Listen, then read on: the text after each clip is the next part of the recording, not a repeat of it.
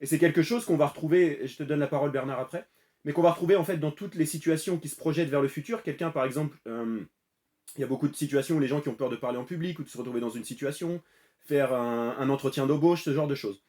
Si vous imaginez, vous permettez à la personne d'imaginer dans le futur la situation et vous le vivez avec elle, par exemple, bon, tiens, moi je joue le rôle de la personne qui fait l'entretien d'embauche, du boss ou autre, et tu fais la situation avec elle.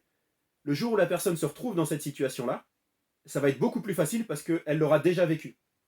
Son inconscient aura déjà fait l'expérience de cette situation qui lui fait peur. Donc c'est une des méthodes qu'on utilise en thérapie, c'est d'aller dans le futur, de faire une expérience particulière. Par exemple, il y a beaucoup de situations sûrement dans la formation et des vidéos qui sont comme ça, de gens qui ont peur de discuter avec quelqu'un autour d'eux, d'exprimer une chose qui est très importante pour eux et ils ne l'expriment pas à des gens de leur famille.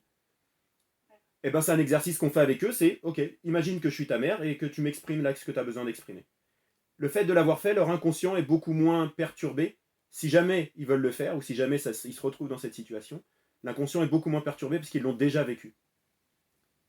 Le cerveau ne comprend pas le comme si. C'est pour ça que cette notion de comme si elle est très forte.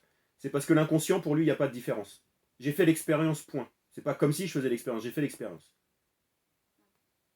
Oui, c'est comme la journée idéale en fait, que ce soit la journée idéale ou que ce soit une mauvaise expérience, une expérience. Ouais. Ouais. Ah ouais. C'est un concept qui est important, qui est très basique, parce que pour ceux qui connaissent un petit peu le fonctionnement du cerveau et de l'inconscient, mais de comprendre que l'inconscient ne fait pas la différence entre ce qui est réel et ce qui est imaginé, ça vous donne une clé énorme sur la plupart des problèmes des gens, parce que la plupart des problèmes, ils sont imaginés. Le futur, il n'est que imaginé. Donc l'anxiété, les peurs, etc., c'est que de l'imagination.